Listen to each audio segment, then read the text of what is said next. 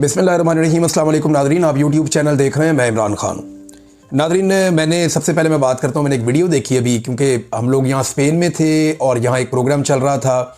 मुझे कुछ नौजवानों ने दावत दी, उन्होंने कहा जी कि यहाँ एक प्रोग्राम है, आप उसमें शिरकत करें सोशल मीडिया के हवाले से।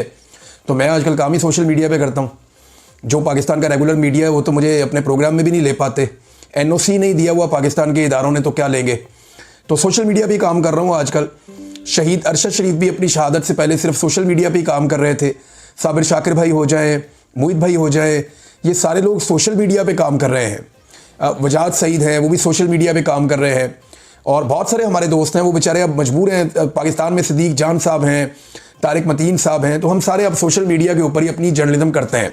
अल्लाह रब्बुल इज़्ज़त ने हमारे लिए एक रास्ता खोला हुआ है, तो उम्मीद है कि जल्दी हमारे लिए जो रवायती मीडिया है, पाकिस्तान के हालात बदलेंगे, उसका रास्ता खुलेगा, हम जाएंगे, दोबारा नौकरियां ढूंढेंगे और हालात बेहतर हो जाएंगे। लेकिन जब तक नहीं है तब तक तो हम ये करेंगे। तो सोशल मीडिया की एक कॉन्फ्रेंस थी और उसमें हमें बुलाया गया था। बहुत बड़ी तादाद में लोग वहाँ पे आए। जितने लोग आए उनका बहुत शुक्रिया, उन्होंने सब्र के साथ हमारी बात सुनी और मैंने देखा कि इमरान खान साहब के कॉज के साथ या उनके नज़रिए के साथ लोग जुड़े हुए हैं। लोग एक कदम भी पीछे हटने के लिए तैयार नहीं है। मैं यहाँ पे यूरोप में हूँ गुज़िश्ता 10 दिन से। मैं जहाँ पे गया हूँ ना, लोग एक ही बात पूछते हैं कि इमरान खान बाहर कब आएगा। लोग एक ही बात पूछते हैं कि इमरान खान बाहर कब आएगा। और उन्होंने उम्मीद सिर्फ इमरान खान से लगाई हुई है। ये लगभग 1 करोड़ से ज़्यादा ओवरसीज़ पाकिस्तानी है जो पूरी दुनिया में है। ये इतनी बड़ी तादाद है कि एक मुल्क बनता है इतने लोगों का। और ये 1 करोड़ से ज़ायद पाकिस्तानी पूरी ताकत से इमरान खान के साथ खड़े हैं। ये आटे में नमक के बराबर बहुत थोड़े से लोग हैं जो किसी और पॉलिटिकल पार्टी के हो सकते हैं। ये सबके मिला के 5% भी नहीं होंगे। पाकिस्तान में इमरान खान की जितनी मकबूलियत है, ओवरसीज पाकिस्तानियों में उससे बहुत ज़्यादा मकबूलियत है। और लोग इमरान खान को अपने मसीहा के तौर पे देख रहे हैं कि वो पाकिस्तान को इस गर्दाब से निकाल सकता है। वैसे भी आप देखें तो पाकिस्तान के जितने भी मसाइल हैं उनमें 90% जो इस वक्त सूरत हाल है, अगर इमरान खान के मामला या जो पोलिटिकल इस्तेहकाम पाकिस्तान में आ जाए, वो मामला ठीक हो जाए तो मामला बेहतरी की तरफ चल पड़ेगा। लेकिन नहीं, एस्टेब्लिशमेंट ने भी और तजर्बे करने तो कर ले। मैं वीडियो देख रहा था शाहजेब खानजादा साहब की, मैं उनके साथ बाजी में हम इकट्ठे काम भी करते रहे हैं। जब मैं जबरी तौर पे गुमशुदगी से वापस आया तो उन्होंने मेरे साथ बात भी की और बहुत सारे सहाफ़ियों ने बात की। अहमद मीर साहब ने भी की थी, दीगर ऐसे सहाफ़ी जो मेरे दोस्त हैं और जो दोस्त नहीं हैं उन्होंने भी बात की, जिन्हें मैं जानता हूँ उन्होंने भी। तो मुझे ना वीडियो देख के बुरा लगा। ये किसी के साथ भी हो सकता है। यानी मैं अगर जा रहा हूँ अपनी फैमिली के साथ और कोई मेरी फैमिली की मौजूदगी में, एक झूठी खबर चलाई भी थी बरतानिया में कुछ सहाफ़ियों ने, मुझे बल्कि वकला ने कहा कि इनके ऊपर केस कर दो। मैंने कहा नहीं, दफ़ा करें, कोई बात नहीं। तो वो मुझे झूठी खबर की इतनी तकलीफ हुई थी। तो अगर मैं अपनी फैमिली के साथ जा रहा हूँ किसी जगह, कोई मेरे साथ ऐसे करेगा, मुझे बुरा लगेगा, ये दिल को तकलीफ होगी। लेकिन देखिए, ये नफरत पाकिस्तान की एस्टेब्लिशमेंट ने फैला दी। ये पाकिस्तान की एस्टेब्लिशमेंट का किया धरा। चादर और चार दीवारी का तकद्दुस पामाल कर दिया। औरतों को कभी सड़कों के ऊपर घसीटते हैं, कभी ख़वातीन को गिरफ्तार कर लेते हैं, कभी जो है वो इद्दत जैसे घटिया और बेहुदा केसेस बना देते हैं। अब ये जिस किस्म का इन्होंने गंद मारा पाकिस्तान की एस्टेब्लिशमेंट ने, ये वो फैलाई हुई नफरत है। एक दिन हम सारे इस नफरत की आग में जलें, इससे बेहतर है इस आग को बुझाया जाए। और ये काम जो एस्टेब्लिशमेंट गंद मार रही है पाकिस्तान में या जो नफरत फैला रही है, ये उसको रुकना पड़ेगा, उसको पीछे हटना पड़ेगा। आज सारे इमरान खान पे मुंह उठा के इल्ज़ाम लगा देते हैं। ये ज़रा आप स्टेटमेंट तो देखें ना ज़रा, ये ख्वाजा आसिफ साहब का, कि सियासत में बदतमीजी और गालम गलोच की रवायत इमरान खान और यूथियों ने डाली है। अब ये यूथिया जो लफ्ज़ है ना, ये मैंने पहली दफ़ा बोला है, क्योंकि ख्वाजा आसिफ जैसे वज़ीर दिफा ने इसको ट्वीट किया है। ये गाली से निकला हुआ है। एक पॉलिटिकल पार्टी के वर्कर को आप गाली के नाम से आप बुला रहे हैं, कितनी बुरी बात है। और मुस्तकबिल में हमारा मुआशरा इसकी भारी कीमत अदा करेगा। और बैरून मुल्क साबिक पाकिस्तानियों ने बाहर जाकर भी तहजीब नाम की कोई चीज़ नहीं सीखी जो अपने घरों से सीख कर गए थे। आपको ख्वाजा साहब पता ही नहीं है कि बाहर दुनिया के अंदर लोगों को कितनी आज़ादी है। लोग वहाँ अपने आर्मी चीफ से सवाल कर सकते हैं सड़क पे चलते हुए। लोग अपने वज़रा को अकाउंटेबल कर देते हैं 5 मिनट के अंदर। यहाँ सारा निज़ाम जो है जवाबदेह है। पाकिस्तान के अंदर तो आपके प्रोटोकॉल ही ख़त्म नहीं होते। आम आदमी की एक्सेस आपके दफ्तर तक हो ही नहीं सकती, आपके चपड़ासियों के दफ्तर तक नहीं हो सकती। तो अब ये इस किस्म की बड़ी नफरत वाली बातें इसमें लिखी हैं। और जी पीर नहीं कर दिया किसी जगह पे, किसी जगह कुछ लिख दिया, किसी जगह गाली वाला लफ्ज़ बोल दिया। ख्वाजा आसिफ ने बड़ा गंद मारा अपने ट्वीट के अंदर, बड़ी अजीब अजीब बातें की। अब मैं ज़रा दिखाता हूँ कि ये नफरत एक्चुअली फैलाई किसने। ये कहते हैं ना इमरान खान ने नफरत की सियासत पाकिस्तान में फैलाई है। तो सबसे पहले शुरू करते हैं, आपको दिखाते हैं जुल्फ़िकार अली भुट्टो की आवाज़ क्या कहती थी।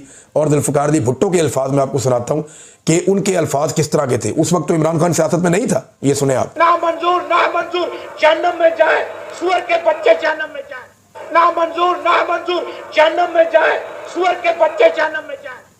मुझे बताएं कि ये गंदा लफ्ज़ पाकिस्तानी अवाम के लिए, पाकिस्तान के शहरियों के लिए क्या इमरान खान ने कभी बोला? क्या इमरान खान भूल कर भी इस तरह का कोई लफ्ज़ इस्तेमाल कर सकता है पाकिस्तानी शहरियों के लिए या एक तबके के लिए या लोगों के लिए? कितनी गलत ज़ुबान जुल्फ़िकार अली भुट्टो ने इस्तेमाल की। तो तब तो इमरान खान ने भुट्टो को सियासत नहीं सिखाई थी। अब ये देखें, असफंदयार वली, ये बाचा खान की औलाद हैं, एमल वली खान साहब के बड़े हैं। अब इनका आप स्टेटमेंट सुने, क्या इनको भी इमरान खान ने तरबियत दी थी? इधर सुनिए आप ये क्या कह रहे हैं।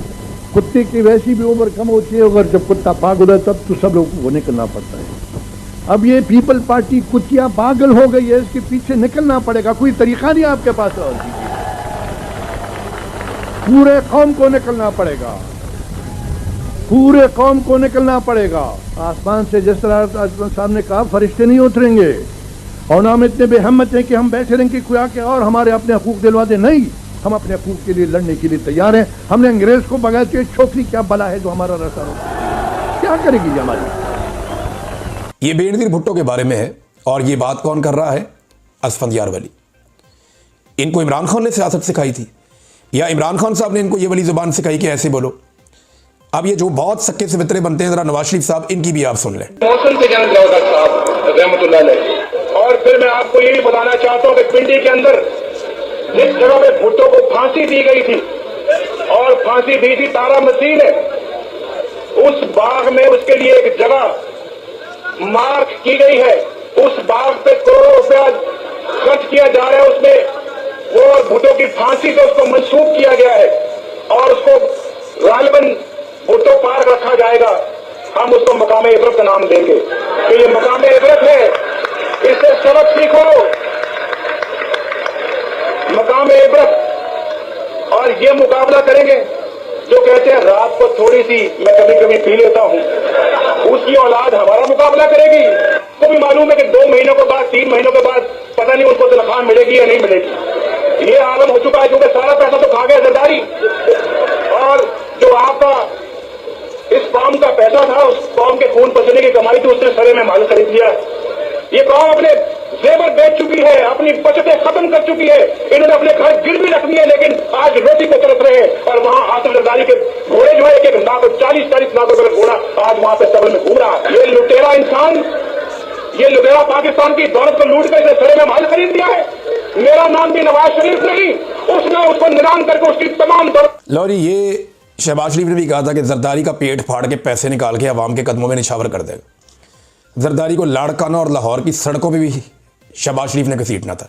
ये इनकी ज़ुबानें इमरान खान साहब की सियासत से पहले की हैं, उसके बाद की नहीं है। ख्वाजा आसिफ साहब जो ये ट्वीट कर रहे हैं, जरा उनकी ज़ुबान मुलायदा फरमा लीजिए कि औरतों को वो गार्बेज यानी गंद कह रहे हैं। औरतों को असेंबली के अंदर खड़े हो गए, सुने जरा। अखलाक पाख्ता औरतों को जो है चेस्टरी के ऊपर जो है लेक्चर देने की जरूरत नहीं होती। पहले अपना दामन देखें, उसके बाद पाक दामनी के ऊपर हमें लेक्चर दें। बाकियात रह गई हैं उस शख्स की जिसने चीफ ऑफ स्टाफ को अपना बाप कहा था। ये बाकियात है, खंडरात है उनके। जनाब स्पीकर, ये खंडरात है उनके, ये उनका कूड़ा करकट बाकी रह गया हुआ है। ये लफ्ज कूड़ा करकट जो है वो मैं एक्सपंज करता हूं। गार्बेज रह गया हुआ है उनका यहाँ पे, which has to be cleaned। आज उसको अदालतों में पेश होने की जरूरत नहीं है, अपने वर्करों को कैद करवा के खुद चूहे की तरह छुपता फिरता है। जिस शख्स को औरतें डिफेंड करें उसकी जुर्रत और बहादुरी क्या होगी। जी, ये ख्वाजा आसिफ की ज़ुबान का एक हिस्सा आपने मुलायदा किया, वैसे बहुत सारे ऐसे और भी हैं, एक आपको और सुनाते हैं, ये देखें।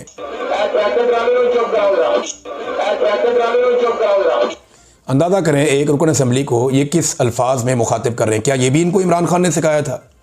अभी तो मैंने आपको MQM पीपल्स पार्टी और PMLN की वो वाली लड़ाइयाँ नहीं सुनवाई जो इमरान खान साहब की सियासत का उरूज आने से पहले ये एक दूसरे के साथ लड़ते थे, और उसके अंदर जो ये घटिया ज़ुबान इस्तेमाल करते थे, क्या वो भी इनको इमरान खान ने सिखाई थी? ये ना मसला ये है कि ये सारे आपस में गंदी ज़ुबानें बड़े लंबे अरसे से इस्तेमाल कर रहे हैं। बेनज़ीर की गंदी फ़ोटो में फेंक दी, कभी फातिमा जना की बेहुरमती कर दी, कभी बेनज़ीर की जो बेहुरमती कर दी, कभी बेनज़ीर की वालदा की कर दी, कभी नून लीग की कर दी। ये एक दूसरे को गंद मारते रहे। हमेशा ये गंद मारते रहे एक दूसरे को। लेकिन इमरान खान साहब आगे ना सियासत में, तो इमरान खान की मुखालफत में ये सारे के सारे नेक परवीन बन गए हैं अब, और इंसानों को लगता है कि इनसे ज़्यादा बेहतर कोई नहीं है।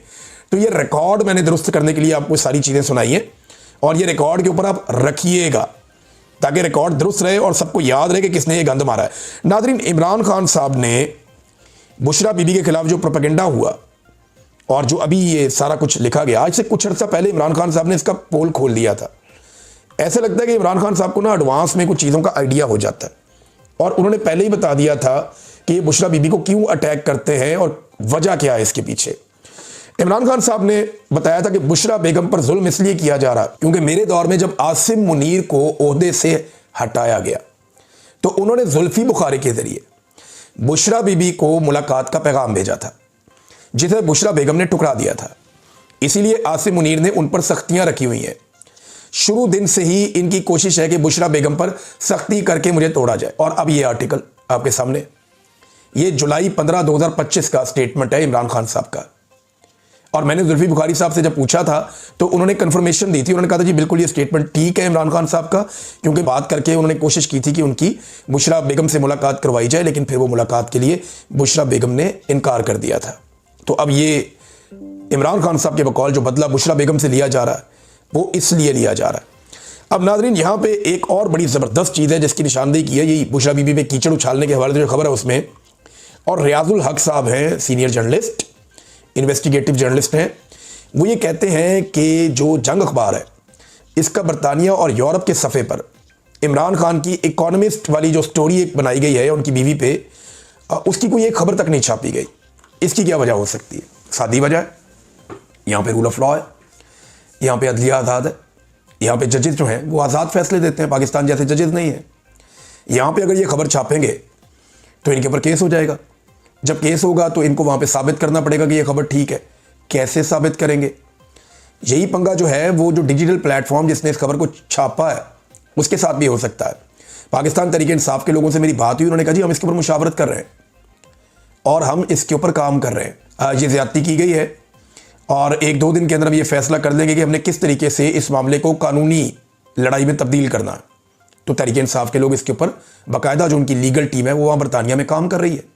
सादी बात है। अब क्योंकि जंग अखबार और ये लोग जानते हैं कि वहाँ पे अगर ये करेंगे तो इनके ऊपर केस हो जाएगा, जुर्माना हो जाएगा या इनका अखबार वहाँ पे बंद हो जाएगा, तो ये खबर इन्होंने पाकिस्तान में छाप दी, बरतानिया में नहीं छापी। अंदाज़ा करें आप कैसा इनका निज़ाम है कि बरतानिया में नहीं छापेंगे, पाकिस्तान में छाप देंगे। नाज़रीन, एक और आलम दीन है और उन्होंने बड़ी हिम्मत का मुजाहरा किया है और पूरे पाकिस्तान की जानिब से इन्हें खराज तहसीन पेश किया जाना चाहिए। इससे पहले जो है वो एक बड़े आलम दीन है, उन्होंने मुफ्ती आज़म, उन्होंने इस पे बात की थी तकी उस्मानी साहब ने, और अब मुफ्ती तारिक मसूद साहब उन्होंने भी इसके ऊपर बात की और बड़ी जुर्रत का मुजाहरा किया है कि ये जो ताहयात किस्म की एक वाहयात इस्तिस्ना है इस पर उन्होंने अब बात की है। अल्लाह ताला इनको अपने हिफ्ज़ व अमान में रखे, इनको मुश्किलात से बचा कर रखे, क्योंकि इस दौर में सच बोलना और हक़ के साथ खड़े होना बहुत मुश्किल है। मुफ्ती तारिक मसूद साहब कहते हैं कि 27वीं तरमीम की दीगर शिकों पर हमायत या मुखालफत करना तो सियासी लोगों का काम है, और बाकी तो सियासी चीज़ है ना, अदलिया को ये कर दिया, उसको ये कर दिया, उसको ये कर दिया। लेकिन जो एक चीज़ इस्लाम से मुतसादिम है उस पर इन्होंने अपनी राय दी है। मुफ्ती है ना, वो दे सकते हैं फतवा। उन्होंने कहा मगर किसी ओहदेदार का, किसी भी ओहदेदार का अदालतों से इस्तिस्ना हासिल करना गैर शरई और इस्लामी निज़ाम इंसाफ के मुनाफी है। ये गैर शरई, गैर इस्लामी, अंदाज़ा करें आप, आपने इस्लाम की खिलाफ वर्जी कर दी है इस्तिस्ना लेकर, सदर पाकिस्तान ने भी और फील्ड मार्शल आसिम मुनीर ने भी। इस तरह दुनियावी अदालतों से तो इस्तिस्ना हासिल किया जा सकता है, मगर अल्लाह रब्बुल इज़्ज़त की अदालत में कोई बादशाह या अफसर मुस्तस्ना नहीं है, सबको जवाब देना पड़ेगा। ये जनाब मुफ्ती तारिक मसूद साहब बड़ी बहादुरी और जुर्रत का उन्होंने मुजाहरा किया। मैं उम्मीद करूंगा पाकिस्तान के जो बाकी उलमा इकराम हैं वो भी जुर्रत का मुजाहरा करें, क्योंकि मैंने पहले दिन ये सवाल उठाया था कि उलमा इकराम हमारी रहनुमाई करें कि क्या इस्तिस्ना जो लाइफ टाइम एक इस्तिस्ना है या इम्यूनिटी है, इसकी कोई गुंजाइश हमारे मज़हब में है। तो अब उलमा इकराम ने इसके ऊपर राय देना शुरू की है मुफ्ती तकी उस्मानी बोल चुके हैं, मुफ्ती तारिक मसूद साहब बोल चुके हैं, मुफ्ती जवाहर बहादुर साहब भी इस पर बात कर चुके हैं, और ताहिर अशरफी साहब जैसे एक सरकारी मौलवी, हालांकि जो बड़े एस्टेब्लिशमेंट से अच्छे ताल्लुकात रखते हैं, उन्होंने भी कहा कि इस तस्ना और एक्सटेंशन का इस्लामी शरीयत से कोई ताल्लुक नहीं है। उन्होंने अल्फाज का चुनाव बड़ा मुहतात रखा, खुलकर नहीं आए, लेकिन उन्होंने भी ये बोझ नहीं उठाया। ये कोई आदमी नहीं उठा सकेगा, ये गैर इस्लामी और गैर आईनी, अब तो आइन का हिस्सा बना दिया ना, लेकिन आप आइन में ऐसी चीज कैसे डाल सकते हैं जो इस्लाम से मुतसादिम है? आपको पता है पाकिस्तान के आइन का ये बुनियादी नुक्ता है, इसको समझिए आप, कि आप पाकिस्तान के आइन में कोई एक ऐसी शिक शामिल नहीं कर सकते जो इस्लामी कवानीन की बुनियादी रूह से मुतसादिम हो। आसान करता हूं, कोई भी ऐसी चीज जो इस्लामी उसूलों से मुताबिकत ना रखती हो, या कोई भी ऐसी चीज जो इस्लामी उसूलों के मुताबिक ना हो, उसे आप पाकिस्तान के आइन का हिस्सा ही नहीं बना सकते। यह करारदाद मकासद है, सिंपल। आप आइन का हिस्सा ही नहीं बना सकते किसी ऐसी चीज को जो आपके इस्लाम से मुताबिकत ना रखती हो। अब यह गैर इस्लामी और गैर शरई मुफ्तियान इकराम करार दे रहे हैं, मैं नहीं कह रहा, और लगातार उनकी तादाद में इजाफा हो रहा है। मजीद उलमा इकराम इस पर बात करेंगे तो वो भी हम आपके सामने रख देंगे। मुफ्ती साहब ने बहादुरी का मुजाहरा किया, अल्लाह ताला उनकी हिफाजत करे। नादरीन, आर्मी चीफ ने एक स्टेटमेंट दिया और उसके ऊपर रद्दमल भी लोगों का आ रहा है। आर्मी चीफ ने कहा ये फौज अल्लाह की फौज है, हमारे सिपाही अल्लाह के नाम पे लड़ते हैं, ये फील्ड मार्शल ने कहा।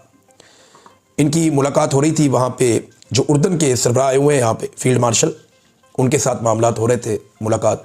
उसके बाद कुछ सहाफ़ियों से गैर रस्मी बातचीत में ये उन्होंने कहा कि ये अल्लाह की फ़ौज है, हमारे सिपाही अल्लाह के नाम पे लड़ते हैं। इस पर रहीक अब्बासी साहब ने कुछ सवालात उठाए, मैं एज इट इज़ आपके सामने रखता हूँ, इंपॉर्टेंट है। वो ये कहते हैं कि अल्लाह की फ़ौज कभी भी मैदान जंग में भी औरतों और बच्चों बुजुर्गों को नुकसान नहीं पहुँचाती। अल्लाह की फ़ौज काफिरों के शहर को भी फतह करे तो किसी के घर की दीवार नहीं फलांगती, यानी चादर और चार दीवारी का तकद्दुस पामाल नहीं होता। अल्लाह की फ़ौज गैर मुस्लिम मजहबी रहनुमाओं को भी कभी हाथ नहीं डालती। अल्लाह की फ़ौज कभी दीगर मज़ाहिब की इबादत गाहों को भी ताले नहीं लगाती। अल्लाह की फ़ौज कभी चोरों, डाकुओं और करप्ट सियासतदानों को इक़्तिदार में नहीं लाती। अल्लाह की फ़ौज कभी मुल्क के काजियों को हिरासा नहीं करती और उनकी जासूसी नहीं करती। अल्लाह की फ़ौज सिर्फ जहाद करती है, कारोबार नहीं करती।